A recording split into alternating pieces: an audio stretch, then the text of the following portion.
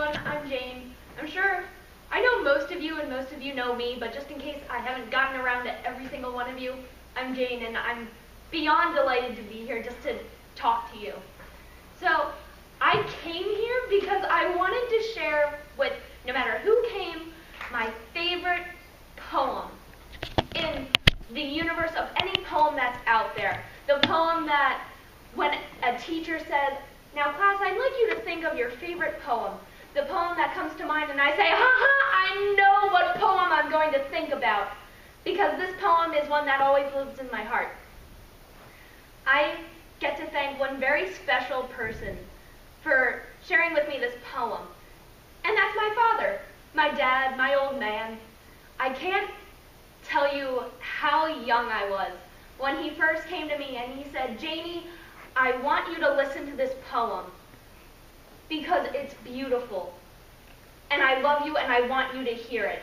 Now bear with me, the only thing I have on this paper is a bunch of dates and background information and a few names. So, this is all up here. I was young, and my dad was teaching me this poem, and since I was young, like a wee little kid, he would say, "This is Flanders Fields," and it was written by Lieutenant Colonel John McCrae. And he wanted me to memorize it because he said, "Jane, this is the most important poem that I feel you will ever come across."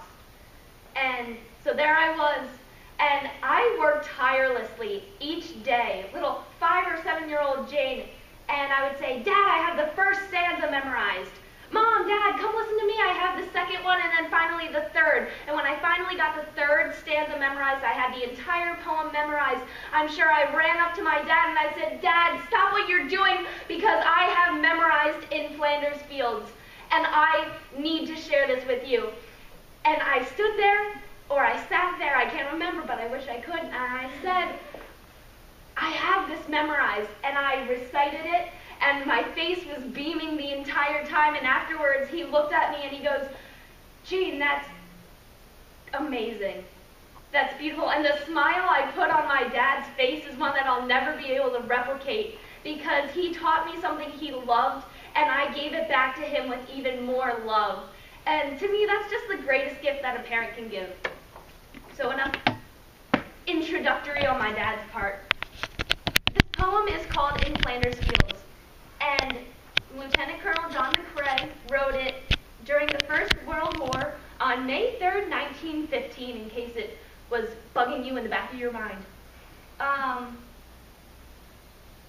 John McCrae was a soldier, and he was, of course, serving in the First World War.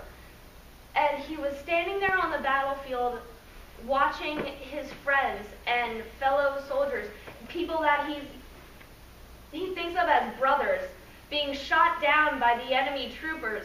And he's standing there, and what can he do but witness the people he loves die? He's standing there and he's taking this all in, and he just is watching it. And his friend Alexis Helmer died in combat, and obviously this man must have made a huge impact on him, because of that man, this poem was later published in a London-based magazine. The story behind him writing this poem was a man named Cyril Allison was in John's unit, and while he was delivering mail that day, he was watching John write his poem. He was standing there on the back of his ambulance, watching his people, his friends, his brothers die. He pulls out a piece of paper and a pencil, and he starts jotting down what he sees in the form of a poem. And Cyril watched him as his eyes darted back between his paper and Alexis's grave, his best friend's grave, where he was buried in the cemetery called Flanders Fields. So he was obviously his purpose for writing this poem.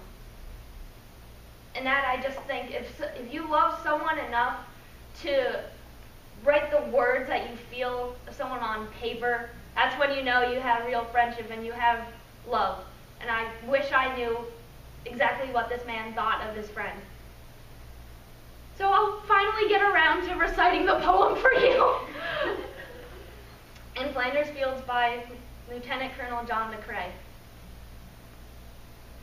In Flanders Fields the poppies blow, between the crosses row on row that mark our place, and in the sky the larks still bravely singing fly, scarce heard amid the guns below. We are the dead. Short days ago we lived, felt love, saw sunset glow. Loved and were loved, and now we lie in Flanders Fields. Take up our quarrel with the foe. To you from failing hands we throw the torch, be yours to hold it high. If ye break faith with us who die, we shall not sleep though poppies grow in Flanders Fields.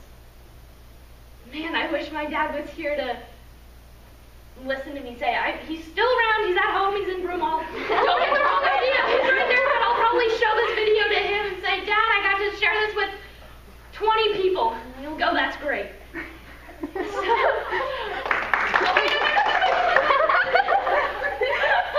not done yet. As much as you want me to be done, I'm not done. The message behind this poem, according to John McCrae, was he wanted to portray the transition between the struggle here on earth and the peace that follows. And I think he captured it pretty darn well. Just like, what's that book? The Book Thief. I love that. That's my second favorite book to the Scarlet Letter. It's told from the viewpoint of death, right? Yes. So is this poem. Yes. I love The Book Thief, and I read that and I go, whoa, it's told from the viewpoint of death? Yeah. Book Thief. Devastating and beautiful at the same time. Not many people can do that. It's like this poem. Yeah. Jane, didn't he crumple that up and throw it? He didn't want it to be published or anything? A question, yes. He did. As he was writing it, he wanted it to be an encouragement to the living to continue on. But as he was writing this poem down on paper, he crumpled it up and he discarded it, thinking, oh, that was no good. That didn't do my friends justice. And one of his friends, or probably a fellow soldier, went and he picked it up and he read it and he saw his signature and the date on the poem, and he said, this is magnificent. And he went and got it published. And here I am, what's the date? June 21st, 2014. How many, like a century later, people are Jane Reminger is still reciting this poem. So I thank that man who picked it up and who taught the world what this man was capable of sharing. And a growth motif. The red poppies that John McCrae referred to became the symbol for all the fallen soldiers, since he noticed how quickly they grew over the graves that his friends were buried beneath. And something I find amazing was it was one of the few flowers that were still able to grow after all the destruction done to the soil. So even though all this destruction was happening to the world around them, something beautiful and symbolic was still able to come up through the earth and tell people there is something still there to grow. And something is still growing in my heart, and this poem will forever be in my heart, and my dad will always be the man who taught me what poetry is and what it means to have a poem that you truly love, and something that you are able to share with everyone.